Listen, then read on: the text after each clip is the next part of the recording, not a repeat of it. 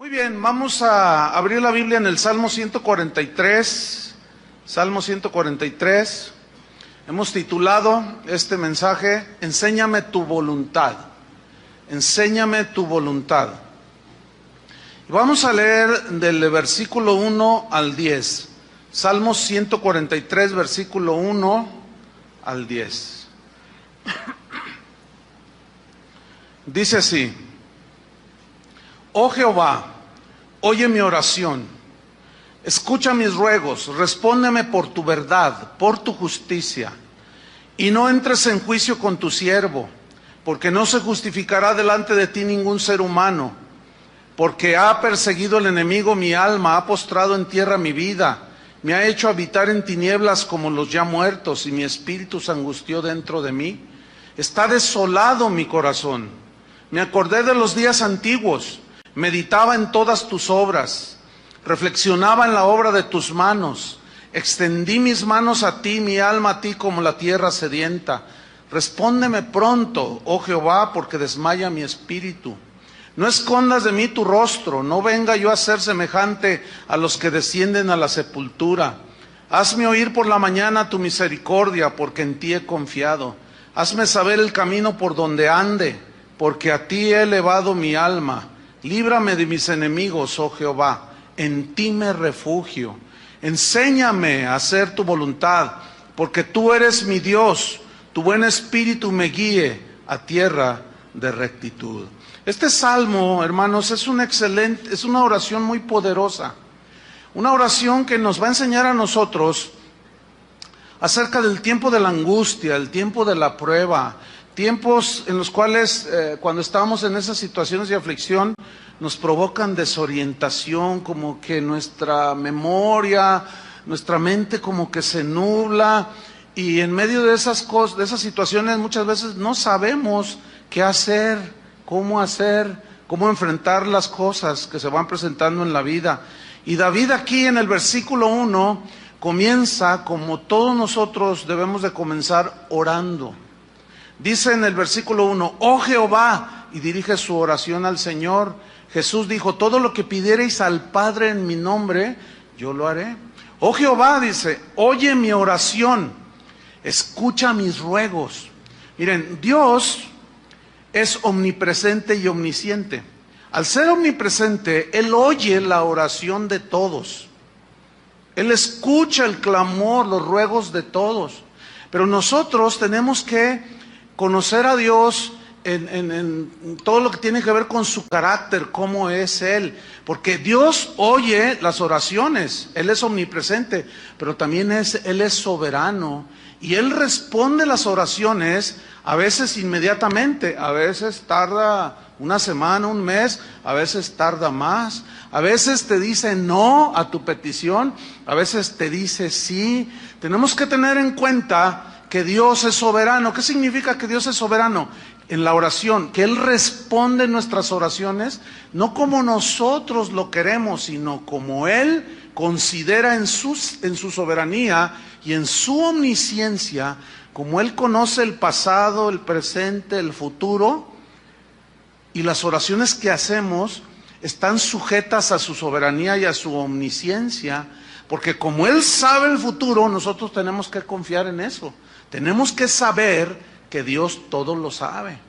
Y que si no me responde en ese momento es porque Él es soberano y sabe que lo mejor para nosotros tal vez es un poco más adelante.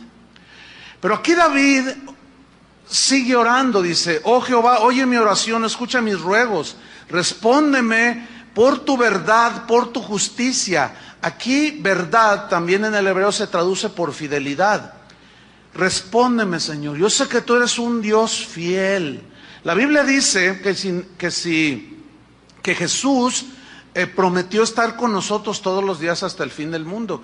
Y Él es fiel, Él está con nosotros. Entonces cuando nosotros oramos podemos invocar la fidelidad de Dios, pero también su justicia. ¿Por qué David invoca su justicia? Porque Dios es un Dios justo que nunca tiene por inocente al culpable. Y aquí la aflicción de David tenía que ver con los enemigos que lo perseguían a él.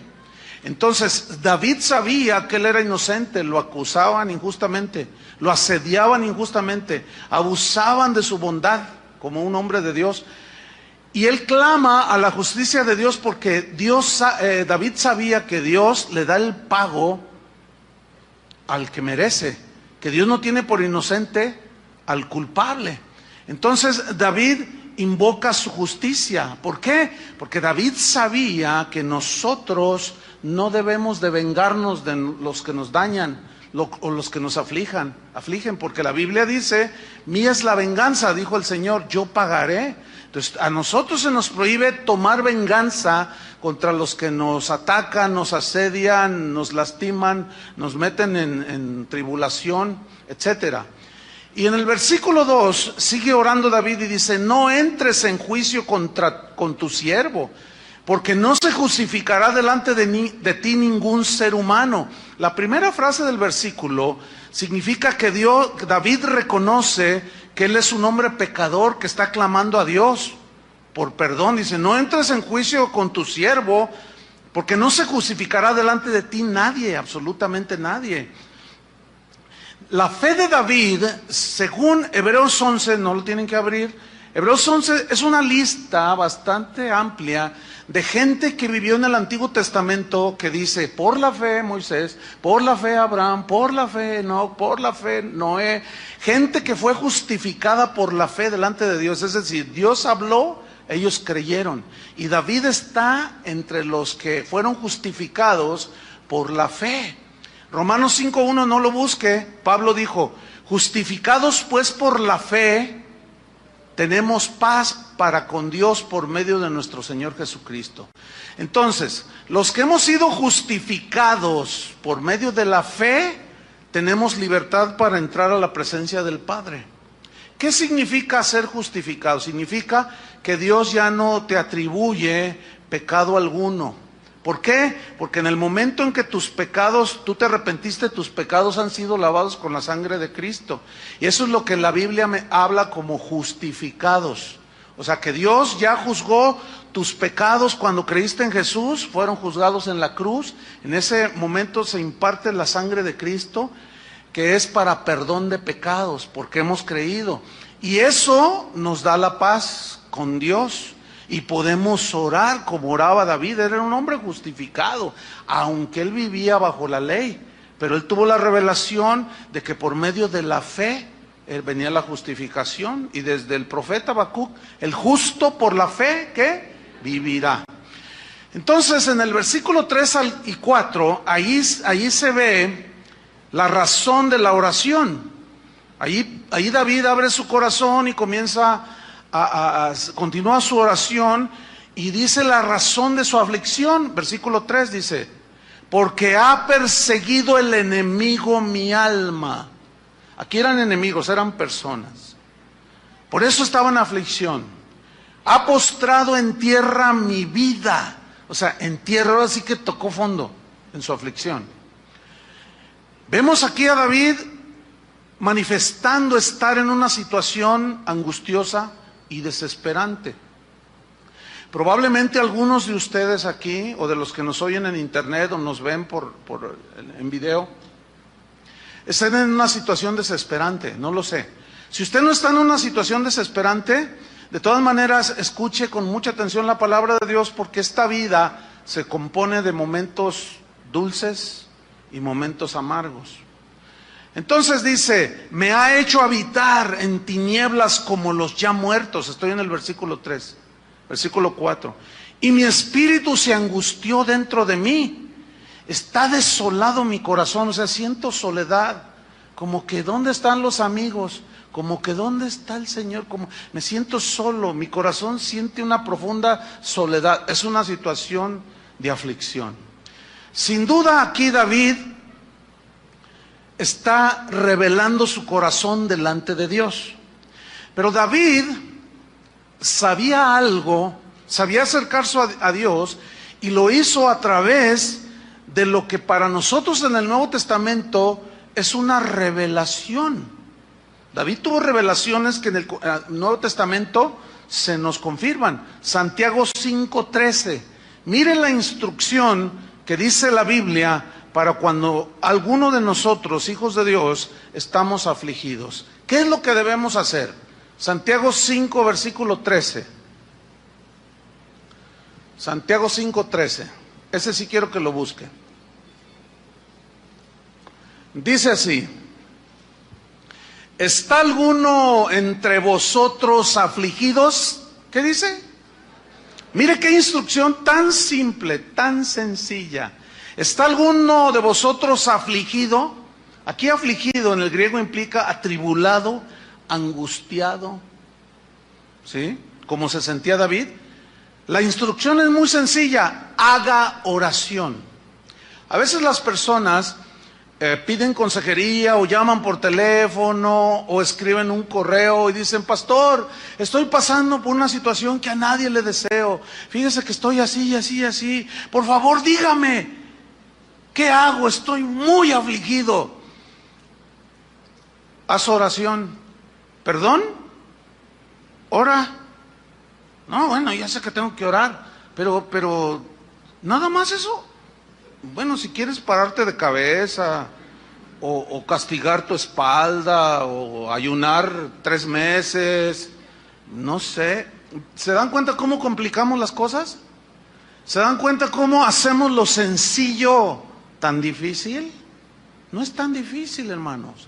El problema es que nosotros, como queremos, estamos así, pues adecuados por nuestra naturaleza caída, a querer hacer algo más que lo sencillo que nos dice Dios que hagamos.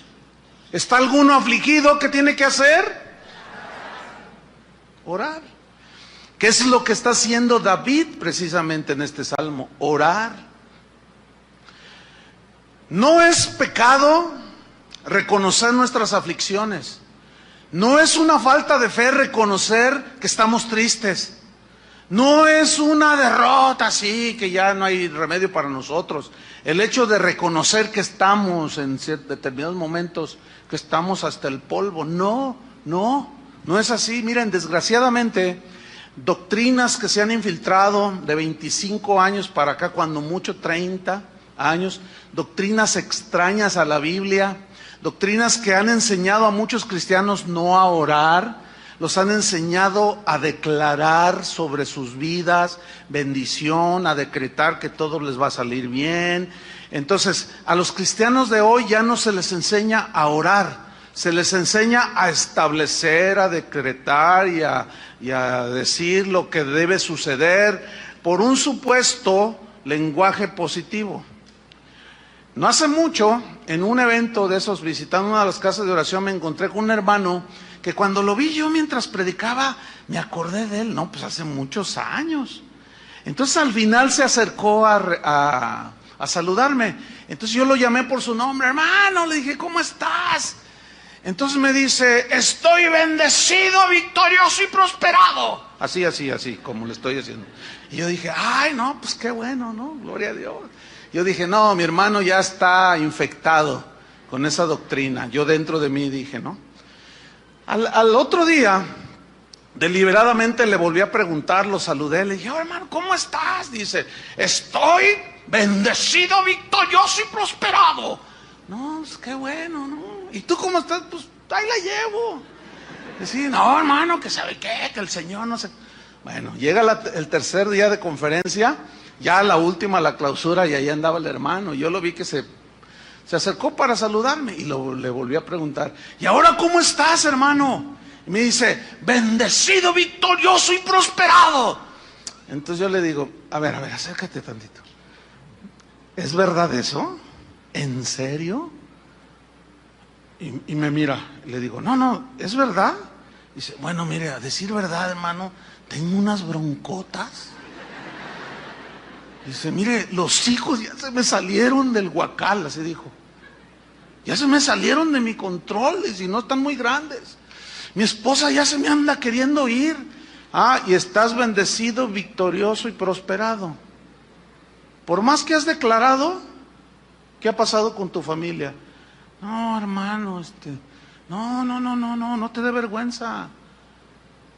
Ve con Dios y dile: estoy angustiado, derrotado, estoy hasta el piso y no hay nadie que me pueda ayudar, solo tú, Señor. Ah, qué diferente.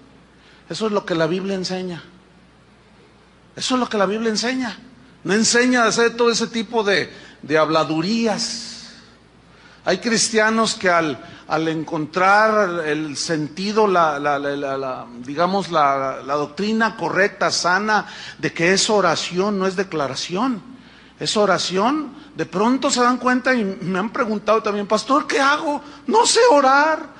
Yo sabía declarar, yo sabía establecer, yo sabía decretar, pero no sé orar. Fíjate qué tragedia. Cristianos no saben orar por doctrinas de demonios, por doctrinas torcidas. Bueno, sigamos con David. Vamos al versículo 5. Entonces David reconoce que está angustiado, afligido, reconoce su condición, está orando con Dios, y en el versículo 5 él hace 3 cosas que nosotros podemos aprender para la oración. 3 cosas que hizo. Número 1, me acordé de los días antiguos. Número 2, meditaba en todas tus obras. Número 3, reflexionaba en las obras de tus manos. Vamos a ver brevemente cada una de ellas, de estas 3 cosas que hizo David. Número 1, me acordé. Tiene que ver con la memoria, el recuerdo, el verbo recordar. Yo me acordé, dice, de los días antiguos. ¿Qué significa? Mira, cuando en la Biblia, como aquí en este versículo, David dice, me acordé, en el hebreo, es una palabra que tiene que ver en relación con lo que Dios hace, o con quien Dios es. Es decir, que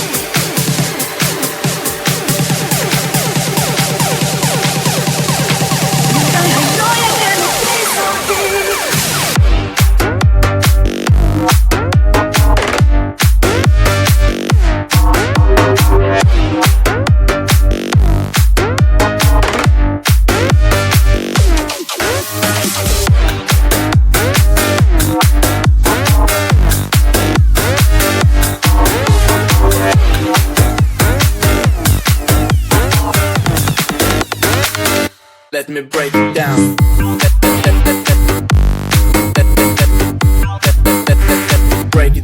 Break it down.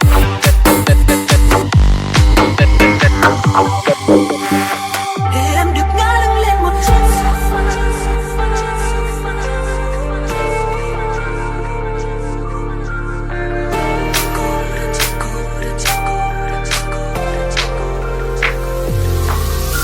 Cô đơn trên sofa, con tim như tan rã.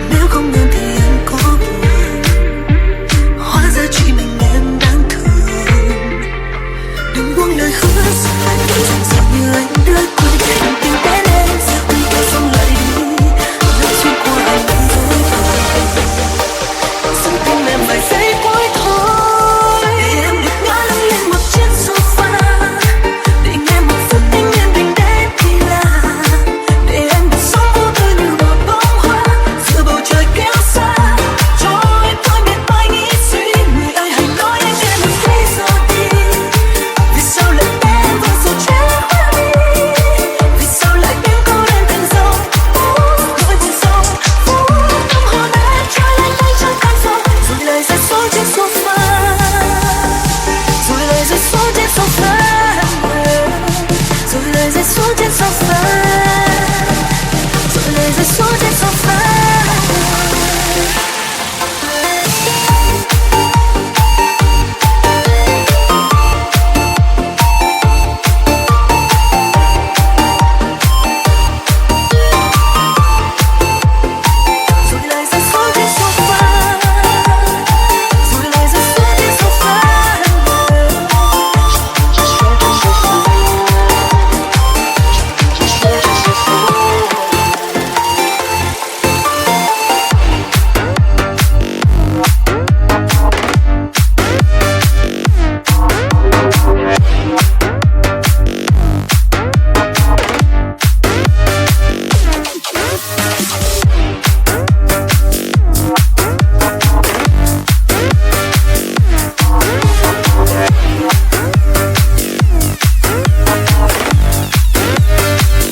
Let me break it down.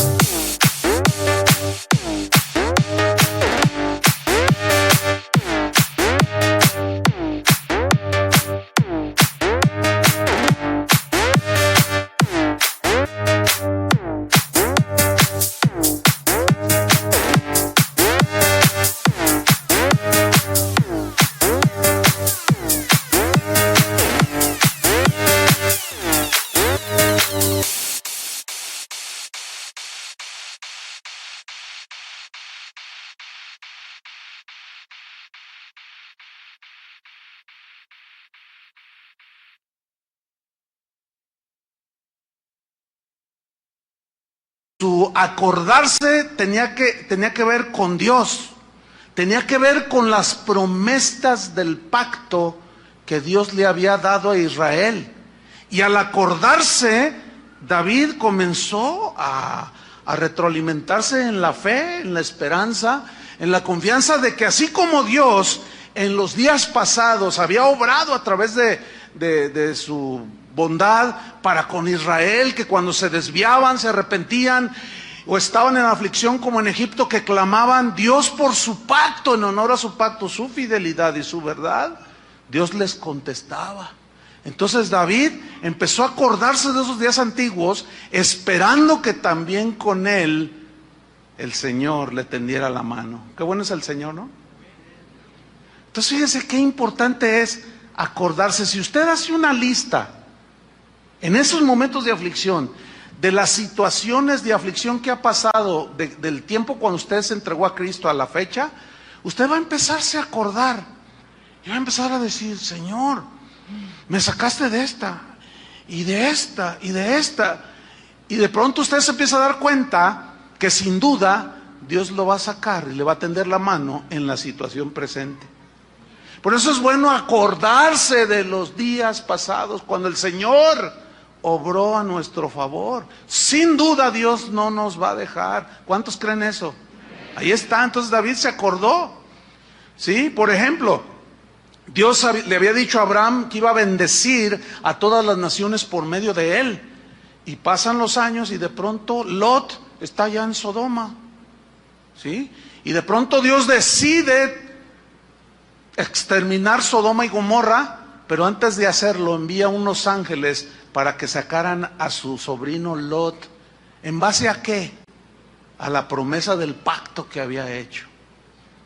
Entonces nosotros nos recordamos lo que Dios ha hecho en base a la obra de Cristo, a todo lo que nos ha prometido. Entonces, estamos orando, estamos en aflicción y estamos acordándonos de los días antiguos, cuando Dios obró a nuestro favor y algo empieza a suceder dentro de nosotros. El Salmo 22 no tiene que buscarlo. Salmo 22, 3 al 5, que es un salmo de David, dice así: en ti esperaron, versículo 4, nuestros padres. Esperaron y tú los libraste, refiriéndose a los que estaban esclavos en Egipto. Clamaron a ti y fueron librados. Confiaron en ti y no fueron avergonzados. Ese clamor era en base a la promesa del pacto que Dios había hecho. Entonces, ¿qué debemos hacer nosotros? Según este Salmo 22 también, que va de la mano con el Salmo 143 que estamos estudiando. ¿Qué debemos hacer? Clamar, que es lo que estaba haciendo David en este Salmo. Clamar, esperar que la respuesta, o que Dios te tienda la mano. Y número 3, confiar en nuestro Señor. Esas 3 cosas: clamar, pones tu petición, esperas con paciencia la respuesta, y confiar en que Dios va a responderte. Nada más que aquí en la respuesta, en su soberanía, como decía al principio, Dios te puede responder que no a tu petición. Bueno, eso ya es una respuesta. A veces decimos, ¿ya te respondió Dios? Y decimos, no, ya te dijo que no, ya te respondió. O puede ser que sí. Por eso, ¿y cómo saber todo esto, pastor? Alguien me preguntó. En tu relación con Dios. Cada cristiano debe tener una relación personal con Dios. Entonces, Jesús va a cumplir Él cumple su promesa de estar con nosotros. Y en base a esa promesa de su nuevo pacto sellada con su sangre, es que nosotros nos acordamos de todo lo que ha hecho y volverá a tendernos la mano. ¿Qué tenemos que hacer? Simplemente clamar, esperar y tener fe en Dios. Fe es poner tu confianza de manera total. Entonces, ¿cuál fue la número 1? La cosa número 1 que hizo David, acordarse. Estoy en el Salmo 143, versículo 5. ¿Cuál fue la número 1? Se acordó. Número 2, ¿qué hizo? Meditaba. Meditaba en todas sus obras. La palabra meditar aquí ya es un verbo un poco más profundo en esa oración y en ese derramar su corazón ante Dios, que David estaba abriendo ese corazón delante de Dios. Es algo más profundo, porque meditar aquí en el hebreo también se traduce por suspirar, pero es un suspiro de estar meditando, de estar pensando ya de una manera más profunda, de estarte acordando todo lo que hizo Dios con Israel, y él, así como un suspiro, pero también se traduce por gemir. Hay un gemir que va mezclado también con lágrimas, porque la necesidad es bastante de soledad y aflicción. Pero viene esa meditación en tus obras, ya en los hechos concretos del Señor, ¿sí?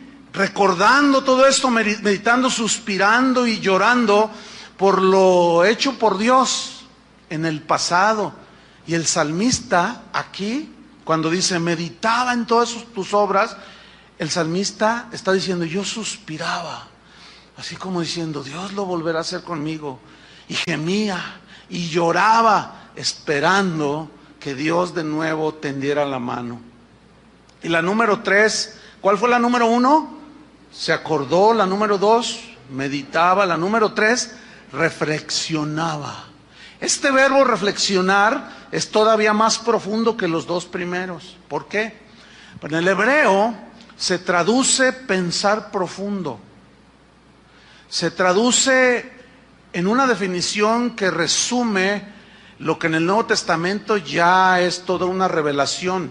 Se traduce también, significa tener comunión. Comunión. Y allí habla de algo ya más sólido, más de cara a cara, ¿sí? Con el Señor. Entonces, esa reflexión es un pensar ya profundo. Es un tener comunión con Dios ya cara a cara. A medida que él se iba acordando, a medida que él iba meditando y teniendo comunión en esa reflexión de todas las cosas que Dios hacía y meditaba en su situación, Dios empezó a obrar en el corazón de David.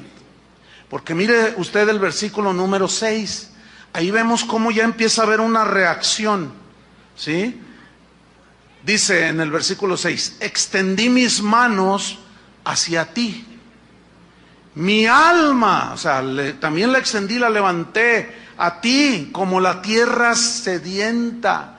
Como ahorita que es tiempo de estiaje, aquí de sequía, usted sale así un poco a las afueras de la ciudad y la tierra está dura, está así como anhelando que llueva, ¿verdad? Y David está diciendo aquí, yo extendí mis manos. El extender las manos en la Biblia tiene un significado que nosotros los cristianos hoy no hemos captado tal vez en toda su dimensión, pero en el Antiguo Testamento, en la Biblia, extender las manos significa rendición total a Dios. ¿Qué significa? Rendición total. O O sea, que tú te rindes total y completamente a Dios. Levantar las manos al Señor habla de una dependencia absoluta de Dios. Es decir, que tú reconoces que con tus recursos humanos no puedes enfrentar esta situación. Solo Dios puede, porque para Él no hay nada imposible. Nosotros, los cristianos, a veces hacemos cosas que al faltarnos conocimiento podemos caer hasta con cierto ritualismo. Por ejemplo, durante la alabanza nos dicen un buen número de veces, levante sus manos. Y bueno, pues levanta uno las manos, pero al darles yo esta explicación, debemos de entender así cuando se nos invita a levantar las manos al Señor. En la Biblia significa ríndete completamente a Dios. ¿Ya te diste cuenta que con tu sabiduría no has podido? ¿Ya te diste cuenta que en tus fuerzas no has podido enfrentar ese problema? ¿Ya te diste cuenta cómo te arrastró tu naturaleza humana? Y por más que quisiste frenarla, te arrastró. ¿Te das cuenta que no puedes ni contigo mismo? Bueno, ríndete a Dios. Eso fue lo que le dijo el Señor a Pablo: bástate mi gracia, porque mi poder se perfecciona cuando tú ya no confías en ti mismo. Cuando te sientes débil, que ya no puedes hacer, es cuando entonces yo soy fuerte en ti. Y ahí es donde el Señor nos quiere llevar, a tener una dependencia total. Y David está llegando a ese punto, ¿sí? Pero escuchen bien, el acordarse, el reflexionar, el meditar, nos ayuda. ¿Por qué? Porque se empieza a elevar nuestra alma. Y comenzamos a reaccionar y empezamos a levantarla. Sí, Señor, es que yo no puedo. Ayúdame, que seas tú, Señor. En el versículo 7, David está diciendo algo que es bueno mencionar. Dice: respóndeme pronto, oh Jehová. Se nota desesperación, ¿sí? Se nota que él estaba realmente en una situación apremiante. Dice: porque desmaya mi espíritu. Dice: no escondas de mí tu rostro. Mire, la verdad es que Dios siempre nos mira, porque Él está en todas partes, ¿sí? Y David dice: Señor, como diciendo, ¿dónde estás? Ahí estaba Dios. En la situación más difícil de tu vida, ahí ha estado Dios. Pero ¿por qué Dios a veces permite situaciones así? Porque Él sabrá su plan. Él sabrá el propósito que tiene para ti. A nosotros nos queda depender totalmente de Él y confiar en que Él nos va a tender la mano, tarde o temprano. Pero David sigue hablando su situación. Dice: no venga yo a ser semejante a los que descienden a la sepultura. Vemos que la desesperación parece que abrazó a este rey David, que era conforme al corazón de Dios. Sus enemigos andaban sobre de él. Estaba la situación muy difícil. Pero déjenme decirles algo, hermanos: Dios no llega tarde. Dios no llega tarde. Puede tardarse una semana, un mes o 25 años, como tardó en responderle a Abraham que Dios le iba a dar un hijo. Pero en Hebreos dice que no nos hagamos perezosos, sino diligentes, como aquellos que por medio de la fe y la paciencia heredaron, ¿qué? Las promesas. La fe y la paciencia. Entonces tú clamas a Dios en la situación, clamas y esperas. Esperas con paciencia a que Dios obre. Y cuando ya sientes que ya, Señor, me voy al hoyo, bueno, Dios en su soberanía nunca llega tarde, pero sí en ocasiones Él permite que toquemos fondo. Él permite situaciones en las que parece como que Él ya nos abandonó. Pero ¿saben por qué Dios las permite? Porque Él mejor que nadie sabe cuando no dependemos totalmente de Él. Y confiamos en nuestra sabiduría, en nuestra propia prudencia, confiamos en los recursos económicos que podamos tener, confiamos en el trabajo que tenemos. Dice: este trabajo nadie me lo quita. ¿Se acuerdan lo que le preguntaron a los constructores del Titanic el día que lo botaron al mar en su primer viaje? Oigan, ¿y qué tan fuerte es? ¿Se podrá hundir algún día este barco? Y contestan, ¿este barco hundirse? Ni Dios lo hunde. Lo hundió un hielito. Un cubito de hielo en el vaso del Señor. Nada más el Señor se tomó el agua y echó un cubito de hielo. Y ese hundió el barcote ese. La soberbia, Dios la rechaza. Y Él quiere llevarnos al punto de que en verdad dependamos totalmente de Él. Y cuando no, bueno, Él se encarga. Puede usar a los enemigos, puede usar a la vecina, puede usar al policía, puede usar que pierda la América, puede usar que... ¿Por qué ven a Carlos? ¿A poco le ven cara de águila? Dios tiene una multiforma de tratar con nosotros, ¿sí? Para que aprendamos. Miren, hermanos, la jactancia, la soberbia, el orgullo no es conveniente para un cristiano. ¿Por qué? Porque eso hace que dependamos de nosotros, que pongamos nuestra confianza en nosotros mismos, por favor, hermanos.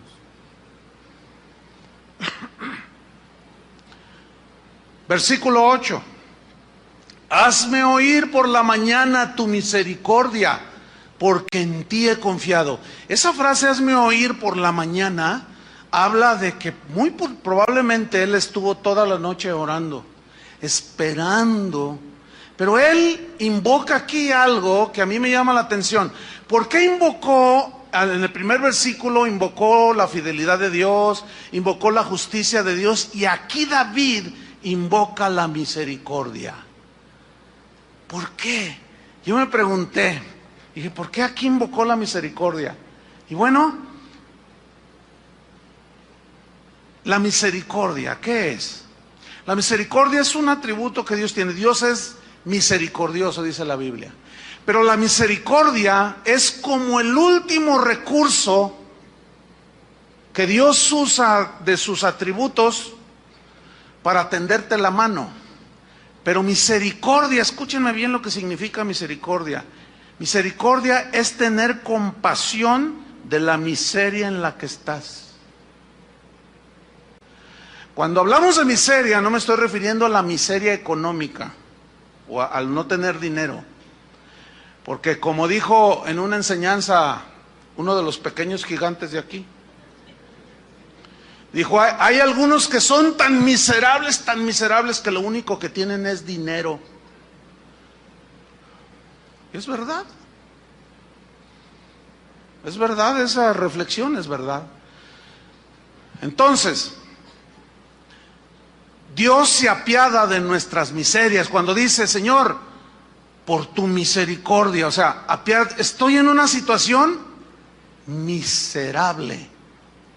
No económicamente, porque él era el rey. Él vivía en un palacio. Él tenía carrozas, tenía oro, tenía plata, vivía en un palacio. No está hablando de miseria económica, está hablando de su miseria.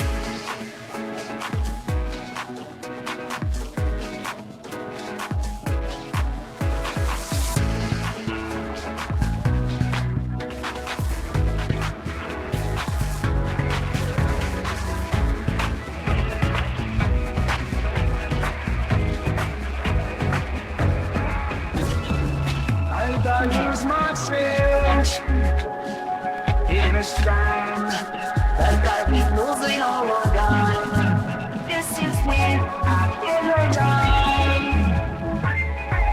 And I'm let you be your love.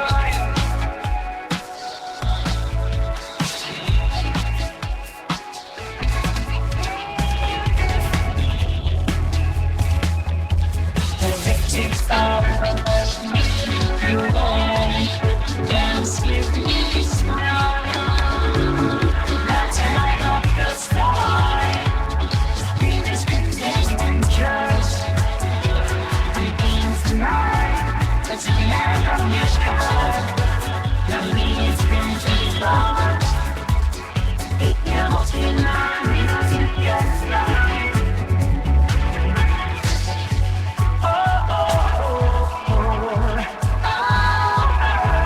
coast. Where's your road that everything there? Why can't the nations fall? Sticking the world in the road. Acting on the floor. It's the nasty.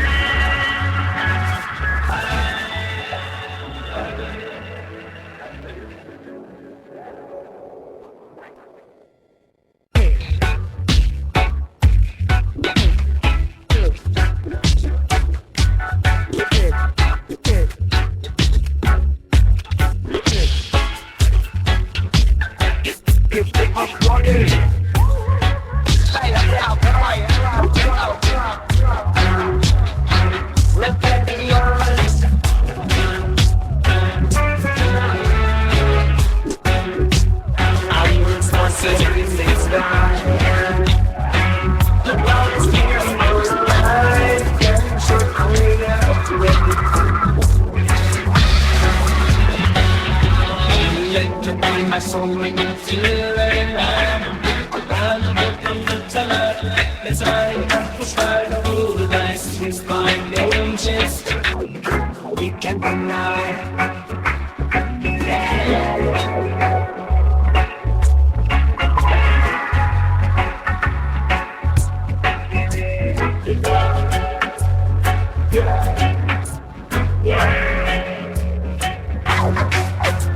Electric atmosphere, make me feel alive. Dance with you tonight. Let's ride at the first start. The beat is concentrated. Keep taking the night. Let's get lost in this and let it ride. I need some space. The night's different, and we'll never love such a first boy now. I don't want you to coming back. We are still words to last. The road's in ours. Yes, I am suddenly you'll spend me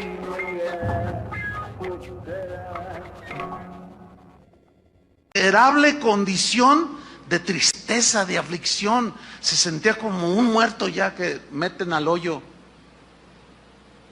¿Saben? En realidad nosotros, dice ahí en la epístola de Judas, que nos salvó por su misericordia. O sea, se apiadó de nuestra vida miserable. Eso al ego no le gusta. Pero la verdad es que éramos unos miserables. En una miseria espiritual, en una miseria mental, sin capacidad para solucionar nuestros propios problemas. Eso es estar en miseria. Es no tener recursos. Y David dice: Señor, por tu misericordia. ¿Okay? ¿Qué estaba diciendo David? Reconozco mi miseria, Señor. Soy un total insuficiente. Estoy en una condición, sí soy rey, pero estoy en una condición miserable. Por tu misericordia, Señor. Y el profeta Jeremías, ese fue más allá y de una manera poética dijo aquellos inolvidables declaraciones del profeta e invocaciones. Dice: por su misericordia no hemos sido consumidos. O sea, a pesar de de que somos unos miserables, por su misericordia, porque se apiadó de mi miseria, no hemos sido consumidos, dijo. Nuevas son cada mañana tus misericordias. O sea, Dios, por eso es misericordioso, se apiada de lo miserable de la situación en que podamos estar. No es necesariamente algo ofensivo o burlesco el que Dios se apiade de nuestras miserias. No, precisamente ahí resalta la bondad de su carácter, que está dispuesto a tender la mano al que reconoce que está en miseria. Espero me esté explicando para que ustedes entiendan. Entonces, dice el versículo 8, hazme oír por la mañana tu misericordia. Y luego él ratifica algo muy importante, porque en ti, dice el versículo 8, en ti he confiado. Confianza en Dios.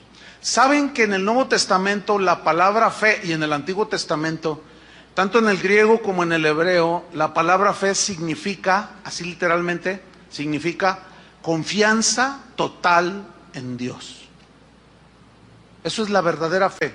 Confiar plena y totalmente en Dios. ¿En qué situaciones? En las situaciones en las que tú, en nuestra miseria, no podemos hacer nada y reconocemos.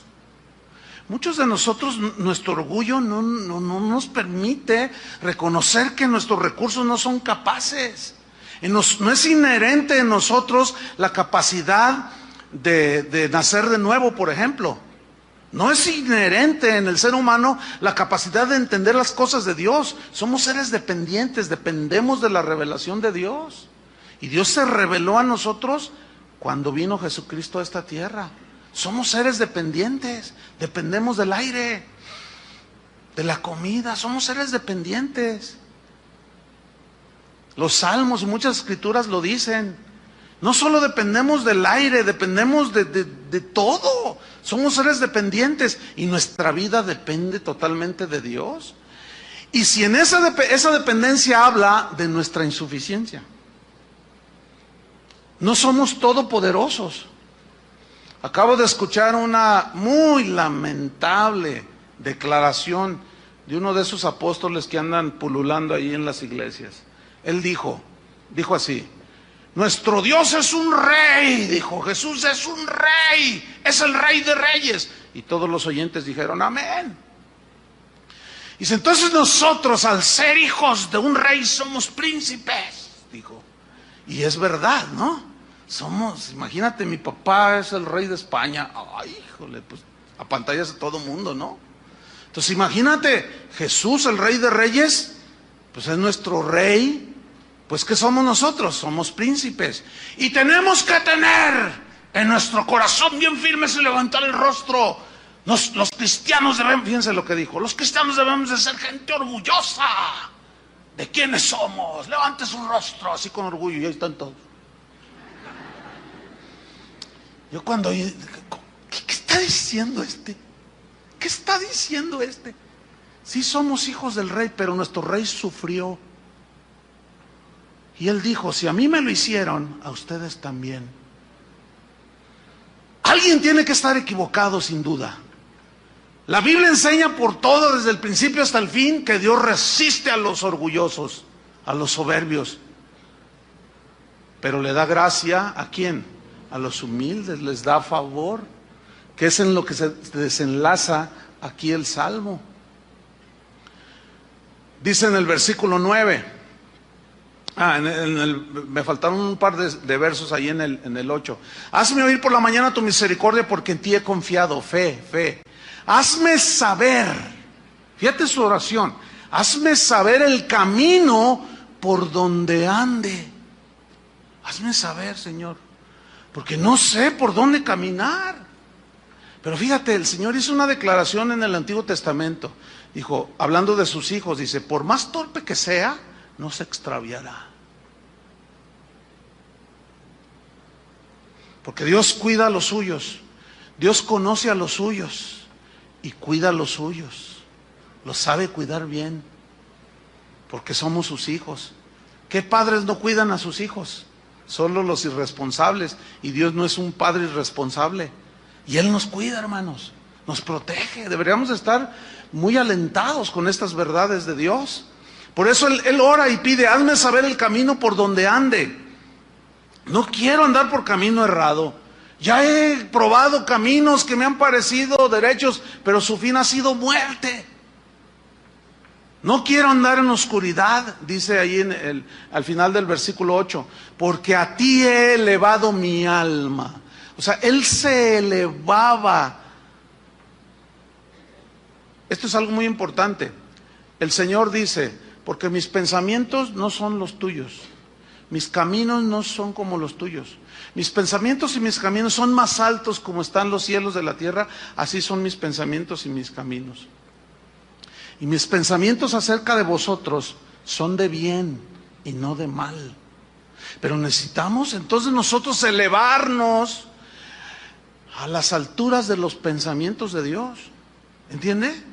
De conocer a ese Dios que es altísimo para poder elevar nuestra alma a las alturas. Y Dios nos da una promesa: los que esperan en el Señor, los que esperan al Señor, tendrán ¿qué? Nuevas fuerzas. Levantarán sus alas como las águilas. Caminarán, correrán, no se cansarán, volarán, remontarán las alturas. Ustedes saben que en las alturas es donde se ve todo más claro, ¿no es cierto? ¿Quién es el Altísimo? Dios. Nosotros somos terrenales. Cuando nosotros nos elevamos nuestra alma, Pablo dice, nosotros tenemos la mente de Cristo, o sea, debemos de tener los pensamientos de Cristo. Estamos elevándonos y está resaltando. Si ustedes son observadores, pongan atención a lo que voy a decir. Hasta este versículo que acabamos de leer, si han observado, lo que resalta aquí no son las necesidades de David. Lo que resalta es la grandeza de Dios. ¿Lo alcanzan a ver? Su fidelidad, su bondad, su misericordia, su perdón, su omnisciencia, su omnipotencia, su omnipresencia. Eso es lo que está resaltando. Y cuando nosotros nos elevamos a nuestra alma, a los pensamientos del Altísimo, no sé cuántos de ustedes han ido en un avión o se han subido en un edificio alto, pero la altura máxima que vuela un avión comercial, ¿qué son? ¿10,000 pies? ¿20,000? ¿Cuánto?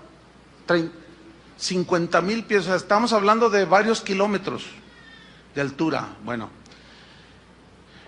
las veces que me ha tocado a mí pues, observar hacia la tierra, bueno, depende de la altura, es lo que alcanzas a ver, pero cuando va en su máxima altura el avión, nada más se ve verde si está verde, pero no se ven detalles, ¿sí?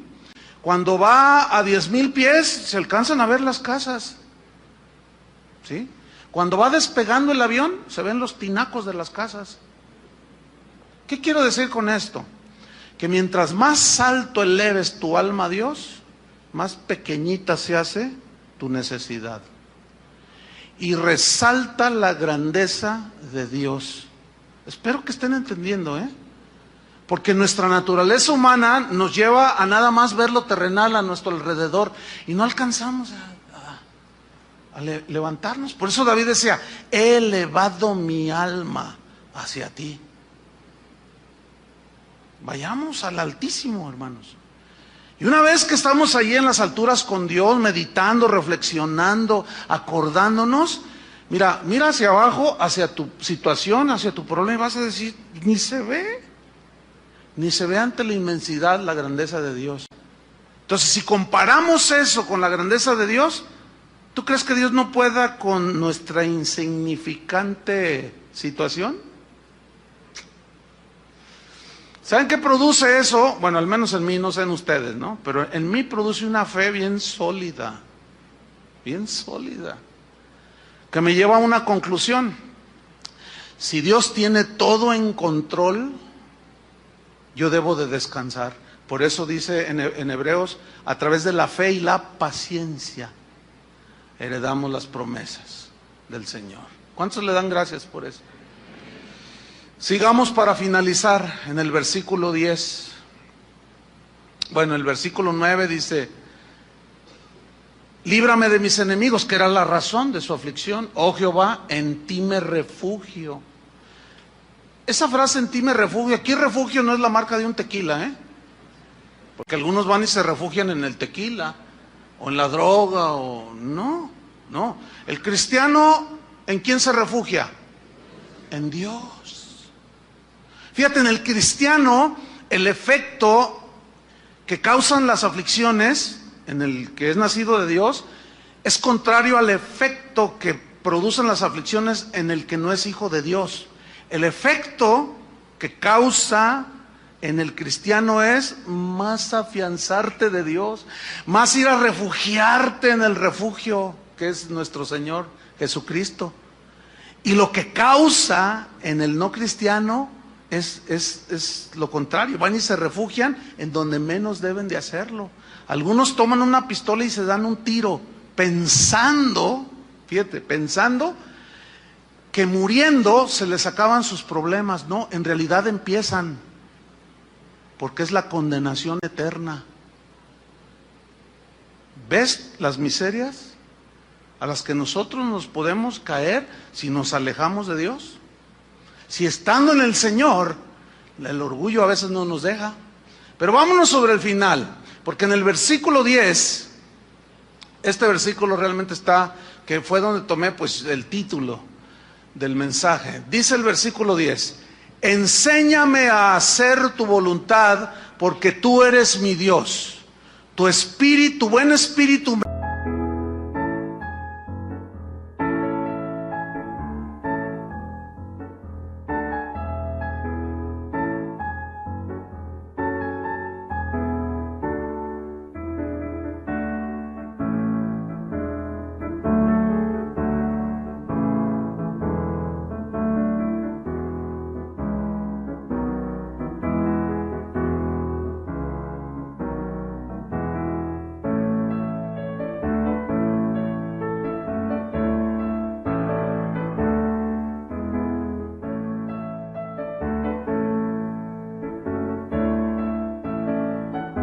guíe a tierra de rectitud.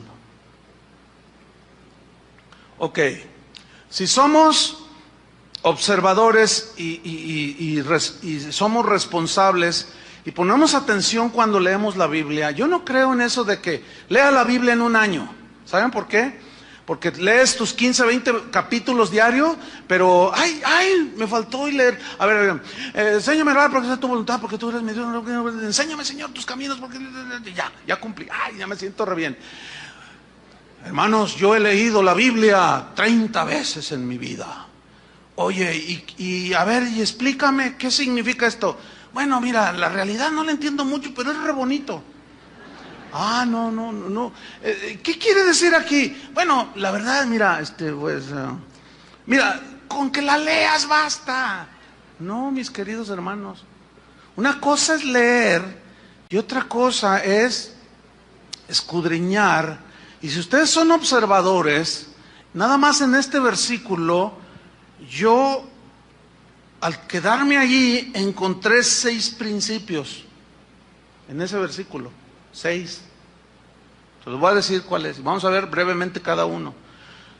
Número 1, enséñame. Número 2, a hacer. Número 3, la voluntad de Dios, tu voluntad. Número 4, la razón, porque tú eres mi Dios. Número 5, tu buen espíritu me guíe. Y número 6, ¿a dónde? A tierra de rectitud. 6 cosas. Número 1, enséñame. Digan todos, enséñame. Enséñame, ok. Cuando David dice aquí, enséñame, el requisito para que Dios nos enseñe sus secretos, nos revele el por qué a veces Él hace las cosas como las hace. Hay un requisito que Dios pida para Él podernos enseñar, y es humildad delante de Él y sumisión. Cuando David está diciendo, Señor, enséñame, Él está teniendo en su corazón una actitud de humildad y de sumisión. Dios no puede enseñar al autosuficiente. Dios no puede enseñar al que no reconoce que necesita ser enseñado por Dios.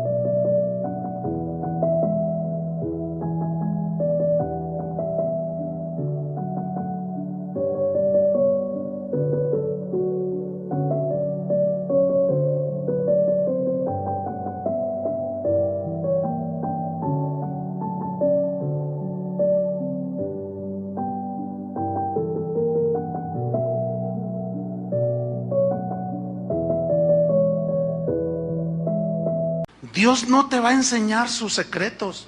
Dios no te va a enseñar su voluntad si hay soberbia en tu vida. Algunos se les pueden estar yendo los hijos. El matrimonio puede estar hecho un desastre y ni aún así se doblan para decir: Señor, enséñame.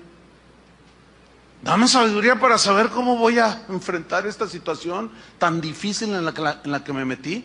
Y se quedan donde están. Porque el requisito que Dios pide para que Él nos enseñe es la humildad. Entonces, la humildad es una actitud del corazón que reconoce que Él sí sabe todas las cosas, que Él sabe todo, conoce todo, y que como es el Todopoderoso y el Omnisciente y el que llena todo el universo, entonces Él es el que sabe. Job una vez le dijo: "Oh, Señor, ¿por qué esto?" Y se puso medio a contender con Dios, y Dios le dijo: "Ok, a ver, siéntate allí, Job, te voy a hacer yo a ti unas preguntas. Si me las contestas, entonces ya podemos dialogar al nivel que tú quieres dialogar conmigo." Parafraseando, ¿no? Dice: "A ver, si crees que sabes mucho, ¿dónde estabas tú cuando yo fundaba la tierra, Job?" Y luego Job se agarró la corbata y le hizo: "Bueno, es que en realidad, ¿cómo? Cuando... Sí, ¿dónde estabas tú cuando yo fundaba la tierra? ¿Dónde estabas?" Todavía ni existía el Job. Dice: "A ver, dime, ¿dónde estabas tú cuando yo puse en el universo las estrellas y les puse nombre? ¿Dónde estabas tú? Dime, si eres muy inteligente, respóndeme." "No, bueno, Señor, es que pues no es para tanto, Señor." Se quebró el Job. La actitud, escúchenme bien, la actitud con la que tú y yo nos acerquemos a Dios para que Él nos revele y nos enseñe es muy importante para Dios. Y como les dije al principio, desgraciadamente a muchos cristianos no los han enseñado a orar. Los han enseñado a tener una actitud soberbia delante de Dios. Dios no enseña a ese tipo de gente. Y todavía les enseñan y les dicen: "Haz una lista y preséntala delante de Dios y dile: aquí está lo que yo te pido, Señor, y te pido, te doy 3 meses", dicen unos. Otros más osados, más bendecidos, prosperados, y lo que me dijo aquel hermano, se atreven a decirle al Señor: "Te doy 3 días para que me contestes." Imagínate nomás. ¿Qué es eso? ¿Sabes qué hace Dios? Se te queda viendo así. Porque Dios resiste a los soberbios, pero le da gracia a los humildes. Gracia es el favor. Entonces la actitud con la que nosotros le preguntamos a Dios es muy importante, hermanos. David dijo: "Enséñame". ¿De veras quieres ser enseñado por Dios? Actitud enseñable. Mira, en una ocasión los fariseos se acercaron con Jesús y le dijeron, los fariseos eran bien orgullosos, y llegaron ahí muy soberbios, prepotentes: "A ver, queremos que nos respondas una cosa." Y Jesús los mira: "A ver, digan, ¿con qué autoridad haces estas cosas que tú haces?" Y Jesús les responde: "Yo también les voy a hacer una pregunta a ustedes." O sea, ellos les están preguntando algo al Señor. Querían una respuesta, pero noten la actitud. ¿Con qué autoridad haces estas cosas? Yo también les voy a hacer una pregunta. ¿El bautismo de Juan era de Dios o era de los hombres? Y empezaron a cavilar entre ellos y decían: si decimos que era de Dios, nos va a contestar: ¿por qué no le creísteis? Y si decimos es de los hombres, no, el pueblo nos va a apedrear. ¿Por qué? Porque tienen a Juan por profeta. Y Jesús: ¿y bien? Dice: no sabemos. Y Jesús dice: pues yo tampoco. ¿Qué significa eso, hermanos? No les contestó. ¿Por qué? Porque ellos no llegaron delante de Jesús con la actitud correcta. Hay gente que me manda correos y el lenguaje escrito también es gráfico. También hay palabras que se pueden usar que están evidenciando la actitud. Y yo percibo cuando la gente que quiere contender no quiere aprender. Lo percibo, ¿por qué? Porque somos espirituales. Y puedo percibir cuando alguien hace una pregunta, pero que verdaderamente tiene una actitud de que quiere aprender. Y a los que yo discierno y capto que me preguntan, pero para contender, no les contesto. ¿Saben por qué? Porque ellos no quieren aprender. Ellos quieren contender y se quedan igual. Lo mismo hace Dios. Y ahí hay un principio.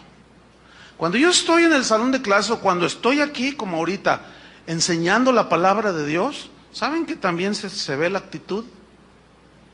¿A poco creían que no? Se ve la actitud. Si tú realmente tienes hambre y deseos de aprender o tienes esa actitud, bueno, de esos no hay ahorita. Pero se ve.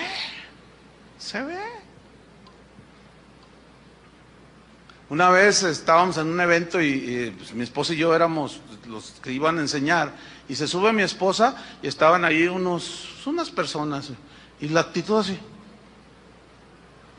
¿y esta qué nos enseña? Uy, no, imagínate. ¿Tú crees que así se va a aprender? Acabamos de estar en un evento en la Ciudad de México. Fue un evento para mujeres, para damas, mujeres cristianas y no cristianas.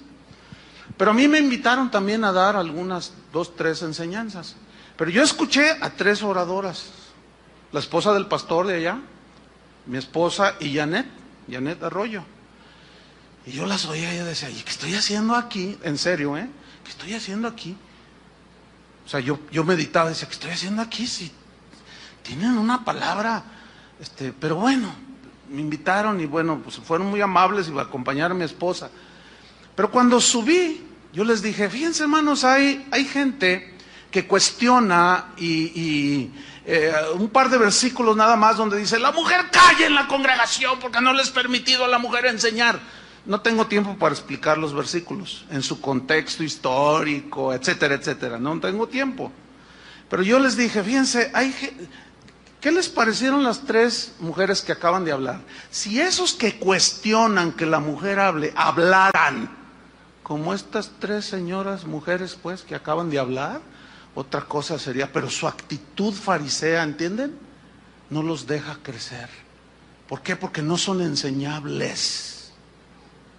El enseñable calla y escucha y medita. ¿Sí? Si es correcta la enseñanza, si es justo lo que se te está diciendo, si es correcto, si es limpio, si es para tu bien, entonces debes de tener un corazón enseñable. Pero los que todo lo cuestionan hasta el color de la pared. ¿Y por qué amarillo? El amarillo, hasta hay un dicho que dice, el que de amarillo se viste, a su hermosura se tiene y de sinvergüenza se pasa. ¿Por qué? No, esos fariseos huelen a fariseo del tiempo de Jesús. Esos nunca aprenden. Los que cuestionan todo, nunca los enseña el Señor y se quedan ahí. Miseria. Pero te tengo buena noticia. En esa miseria en la que puedes estar, si finalmente elevas tus ojos al Altísimo, Dios te tiende la mano y te puede enseñar. ¿Cuántos quieren que Dios los enseñe? Por eso David dijo, enséñame. Ahora, aquí a mí me surgió una pregunta, ¿enséñame a qué? ¿A qué me enseñas? Fíjate, el mismo versículo nos da la respuesta. Enséñame ¿a qué? A hacer. Esto me puso a pensar así, a meditar.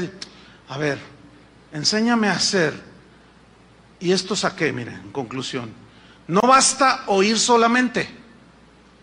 Como ustedes ahorita ya escucharon algunas cosas que Dios nos está enseñando a través de su palabra. Ok. No basta con oír. Ahora, si yo les pregunto a ustedes, ¿entendieron lo que les he explicado? Sí. No basta tampoco. No basta. O sea, ya oyeron, entendieron. Pero no basta con oír y entender. No basta con decir, no, sí, cierto. Pero si tú no llegas al terreno de los hechos, ¿sí? Alguien dijo por allí que el camino al infierno está tapizado de buenas intenciones. O sea, de gente que oyó, entendió, pero a la hora de la hora nunca hizo nada. La Biblia dice, pero sed hacedores de la palabra y no solamente oidores. Ahora, para hacerla tienes que entenderla. Entonces, fíjate, no basta con oír, no basta con entender, hay que hacer. Y como dijo aquella ancianita en una iglesia, que el pastor dijo, bueno, están despedidos, el sermón ha terminado. Entonces la viejita dijo, pastor, ¿puedo decir algo? ¿Cómo no? Hermana Panchita, venga y dígales a los hermanos. Dice, no, hermanos, el sermón no ha terminado, apenas es la primera parte, la segunda parte es allá afuera, dijo. Hay mucha gente que viene, pastor, ayúdeme, a ver, ¿qué te pasa? Es que estoy así. Y tú, oye, tú se ve que tienes una amargura bien gruesa contra tu papá, tu esposa, tu hijo, qué sé yo. ¿Qué onda con eso? Bueno, mire, la verdad yo ya sé lo que tengo que hacer. Ellos mismos se responden, fíjate, para empezar. Ya sé lo que tengo que hacer, como algunos a veces me escriben, oiga pastor, ¿por qué esto? Yo pienso que esto y esto y esto, y me escriben toda una epístola. Y ellos mismos se responden. Y a veces les contesto, les digo, no, pues ya te respondiste tú solo. Entonces me dicen, no, yo ya sé lo que tengo que hacer, tengo que perdonar a mi papá, que le dijo a mi mamá que me abortara cuando yo era un niño. ¿Y ya lo hiciste? Bueno, es que la verdad, no lo has hecho. Entonces, ¿de qué te sirve? Fíjate, todos estos años has vivido oyendo y sabiendo. Y David dice, enséñame. ¿Enséñame a qué? A hacer. A hacer. Ahorita ustedes ya oyeron, entendieron. ¿Qué falta? Hacer. Santiago, en el contexto de las tribulaciones, en el capítulo 1 dice, hermanos, gozaos cuando os halléis en diversas pruebas, sabiendo que la tribulación produce paciencia, y tenga la paciencia su obra perfecta para que seas maduros y cabales.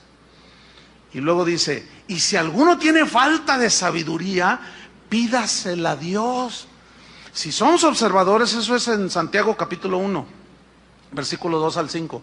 Si somos observadores, ese pedir sabiduría es para saber cómo enfrentar las situaciones en medio de las pruebas.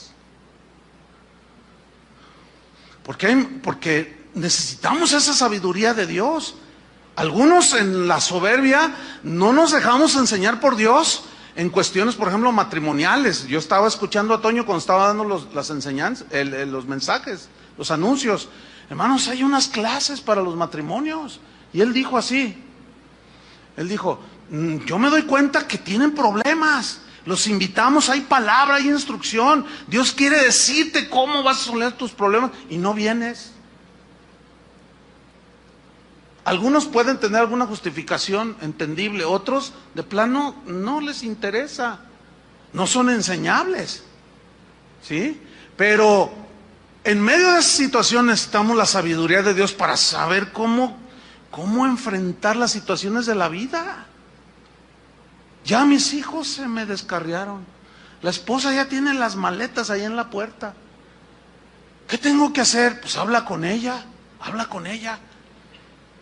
¿Cómo? Pues busca un tiempo, pídele a Dios sabiduría. Entonces llega y ve con las maletas ahí. ¿Tú qué? No, pues ¿qué de qué? Y se te pone el brinco. Entonces, ¿qué? ¿Ya te quieres ir? Pues no me queda otra, tú de plano. Pues lárgate. No, qué sabio.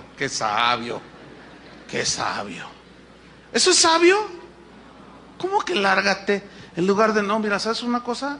Dame 5 minutos, siéntate ahí, vamos a hablar.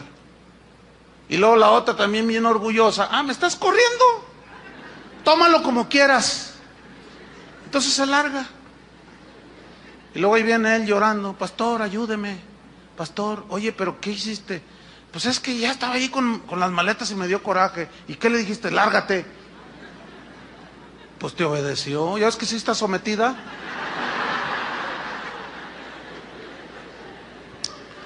Si alguno tiene falta de sabiduría, pídala a Dios. Por eso David en este salmo nos está dando toda una enseñanza al Espíritu Santo, hermanos.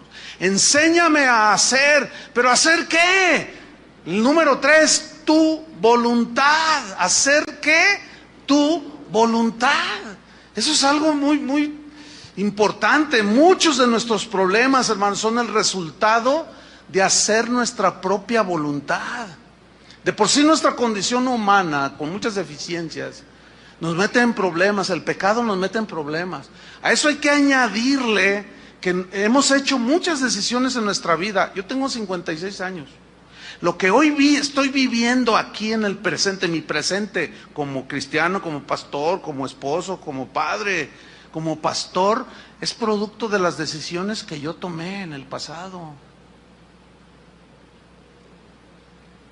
Tú estás viviendo tus circunstancias producto de las decisiones que tú tomaste en el pasado.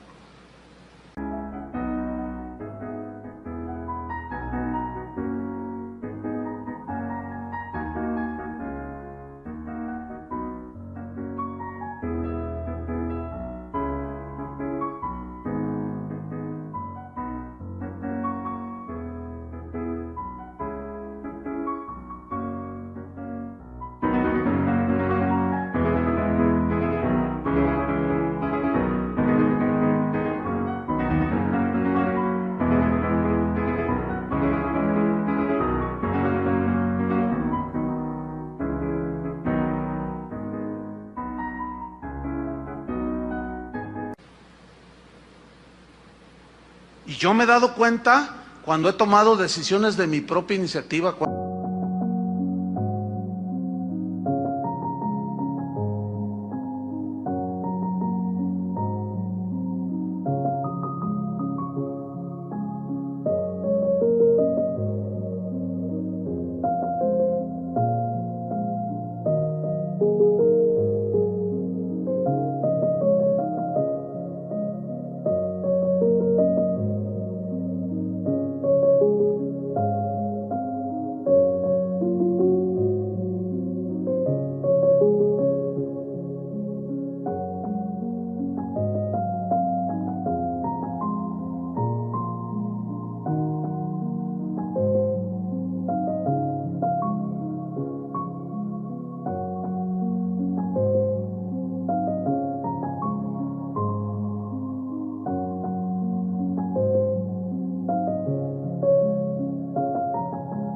Cuando he hecho mi voluntad y las consecuencias tengo que asumirlas. Entonces, nosotros mismos somos los que nos metemos la mayoría de las veces en broncas, en problemas. ¿Por qué? Porque a fin de cuentas hacemos lo que nos da nuestra gana, nuestra voluntad. Dios dice una cosa y nosotros decimos, sí, pero yo pienso que es mejor esto. Ah, ok, bueno, está bien. Por eso David dijo, enséñame a hacer, ¿qué? Tu voluntad. ¿Se acuerdan de Jesús cuando estaba ahí en Getsemaní? Que sudaba como gotas de sangre por la presión, la aflicción, la tribulación en la que estaba, lo que venía al siguiente día, la crucifixión. Y él en su humanidad clamó y dijo, Padre, si es posible, pasa de mí esta copa. Fíjate qué oración que desconcierta a algunos. ¿Cómo? Es que, ¿cómo él está diciendo que si había alguna posibilidad de no ir a la cruz? Pues eso es lo que está orando. Y a algunos los desconcierta. ¿Pero por qué? Es que no toman en cuenta que Jesús también era humano, que estaba sufriendo y sudaba literalmente como gotas de sangre. Pero finalmente dice, pero no se haga mi voluntad, sino la tuya. Cuando los discípulos se le acercaron a Jesús, Señor, enséñanos a orar como Juan el Bautista enseña a sus discípulos. Oh, vengan, siéntense.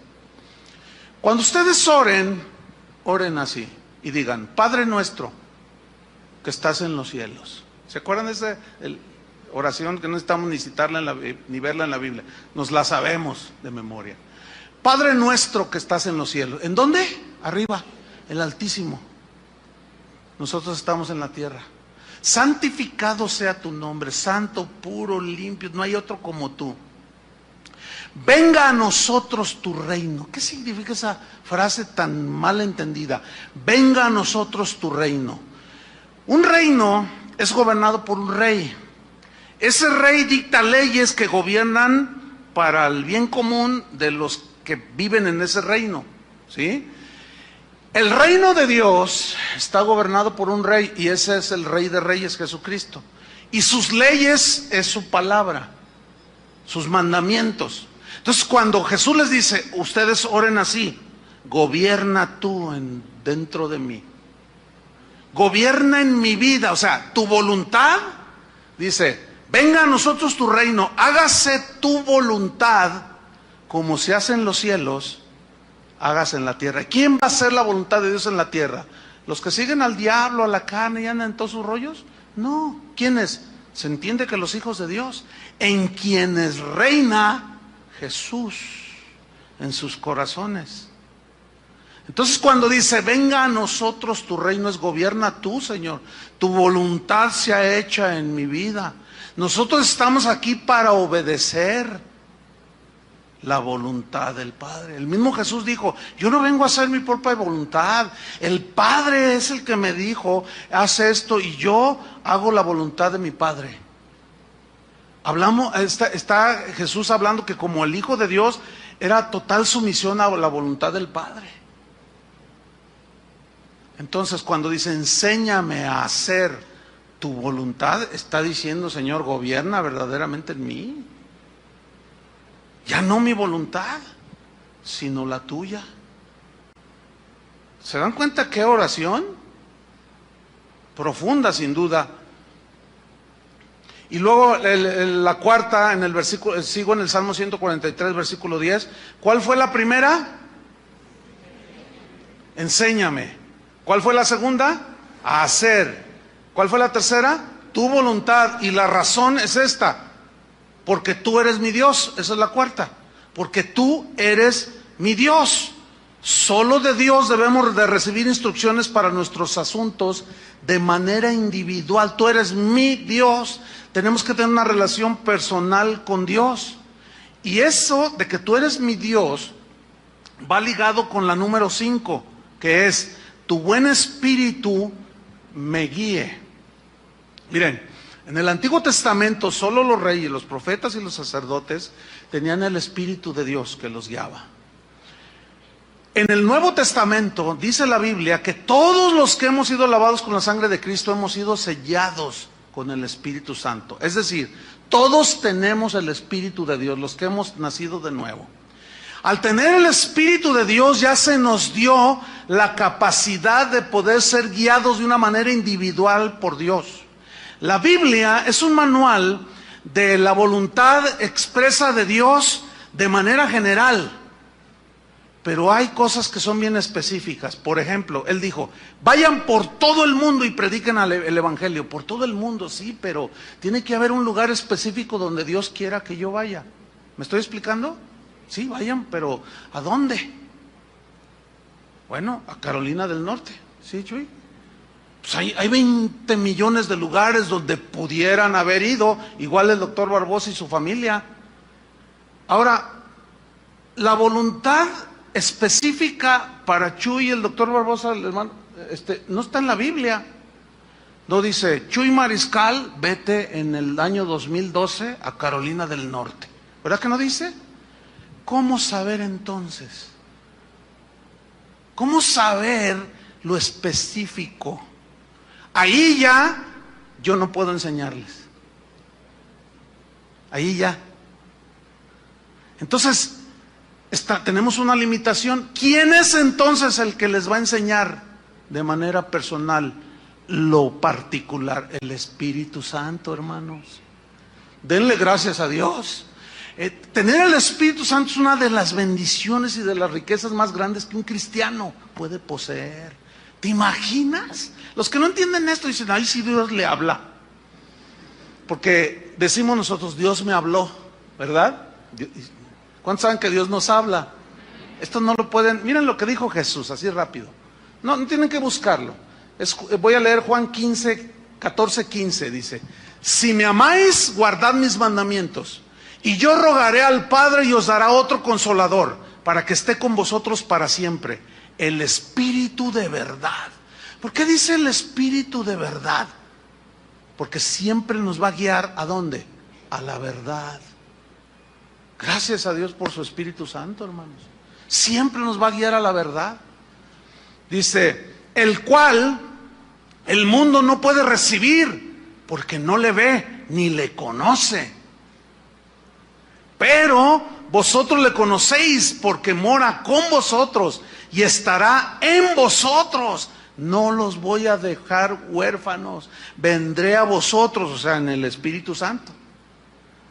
Y luego dice el versículo 25, os he escrito estas cosas estando con vosotros, os he dicho estas cosas estando con vosotros, mas el Consolador, el Espíritu Santo, a quien el Padre enviará en mi nombre, Él, el Espíritu Santo, os enseñará todas las cosas específicas que cada quien necesita saber, y las cosas también generales. Él os enseñará todas las cosas y os recordará todo lo que yo os he dicho. La paz os dejo, mi paz os doy. Todo esto produce la paz también. Mi paz os dejo, mi paz os doy. Yo no os la doy como el mundo la da. No se turbe vuestro corazón ni tenga miedo. No están huérfanos. No pueden decir, no tengo quien me guíe, no tengo nada. No, tenemos el Espíritu Santo. Y ahí en ese terreno yo ya no puedo. Yo eso lo entiendo perfectamente.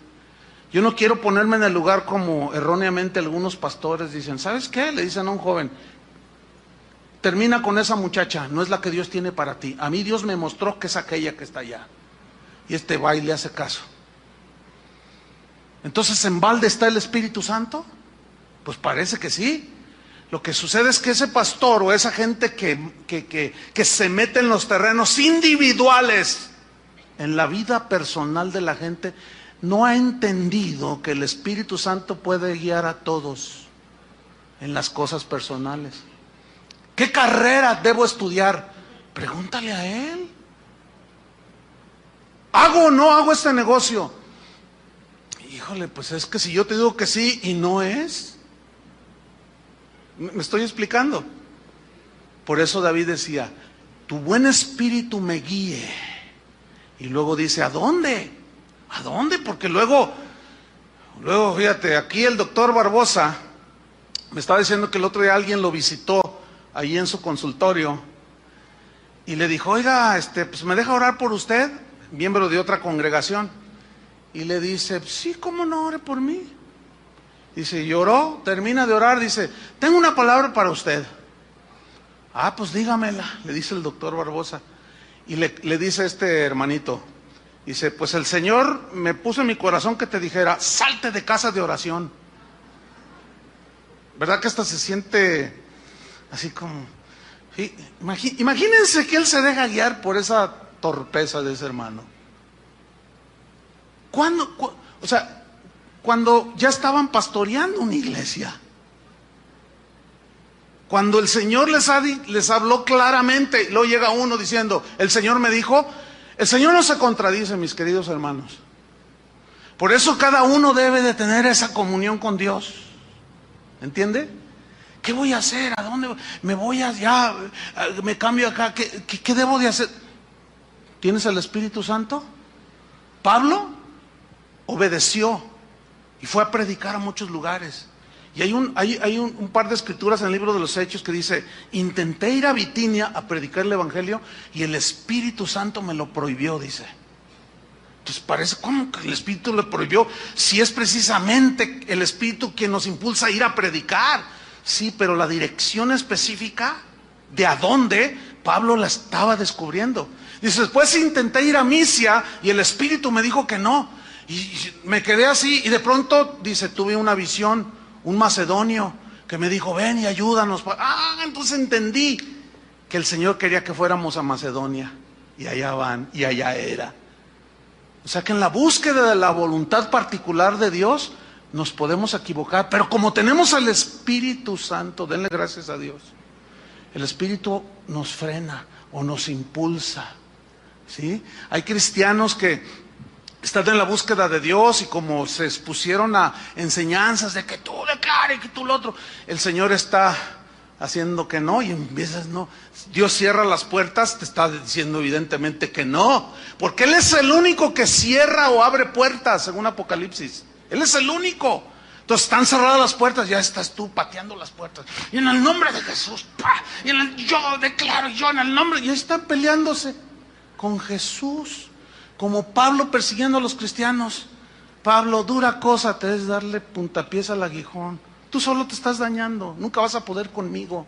Hermanos, enséñame a hacer tu voluntad, porque tú eres mi Dios.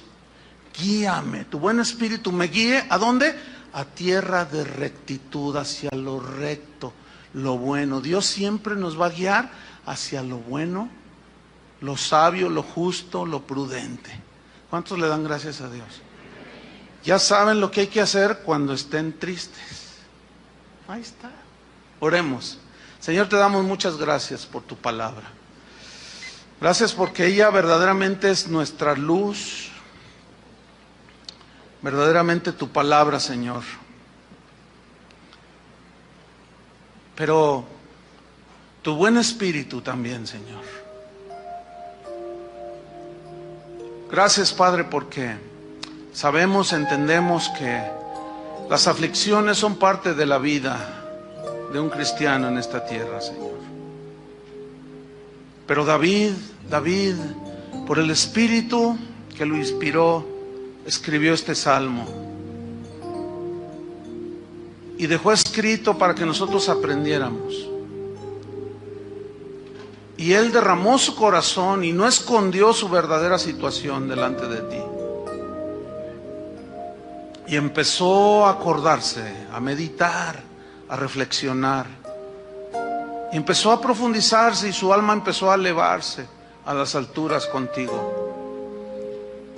Y comenzó a rendir. Su corazón empezó a invocar tu misericordia. Reconocía su condición de miseria. No podía él solo, Señor. Pero David terminó diciendo, enséñame, Señor, de verdad. Quiero conocer tus caminos, quiero conocer tu voluntad. Pero no solo conocerla, enséñame a hacer tu voluntad, no mi voluntad. Porque tú eres mi Dios. Tú eres quien debe reinar en mi corazón. Y el Espíritu Santo que has hecho morar en cada uno de nosotros nos guíe a tierra de rectitud, a hacer siempre lo bueno, lo justo, lo puro, tu voluntad agradable y perfecta, Señor. Y ahí es donde ningún maestro, ningún pastor, ningún apóstol, ningún nadie puede intervenir.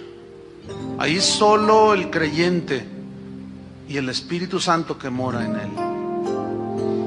Señor, sin duda, cada uno de nosotros tiene algunas cosas específicas que necesitamos saber de tu plan para nosotros, de tu voluntad para nosotros. Yo te pido, Señor, orando así como Jesús oraba, no estamos huérfanos en base a esa oración. El glorioso Espíritu, el Consolador que habita dentro de nosotros, nos guíe a tierra de rectitud, Padre. Esa es nuestra oración. Danos sabiduría para que en medio de los problemas, las aflicciones, sepamos cómo conducirnos. Por eso Santiago añadió, gócense en medio de la prueba. Porque ahora ya conocemos más, tenemos más revelación en el Nuevo Testamento. Gracias, Padre, por enseñarnos. Gracias porque tu Espíritu jamás se irá de nuestro ser. Eso significa que tenemos guía segura hasta el último día de nuestra existencia en esta tierra. En el nombre de Jesucristo, Padre, recibe nuestra gratitud, nuestra acción de gracias. Y terminamos diciéndote, Padre, síguenos enseñando, Señor. Síguenos guiando. En el nombre de Jesús te lo pedimos, Señor.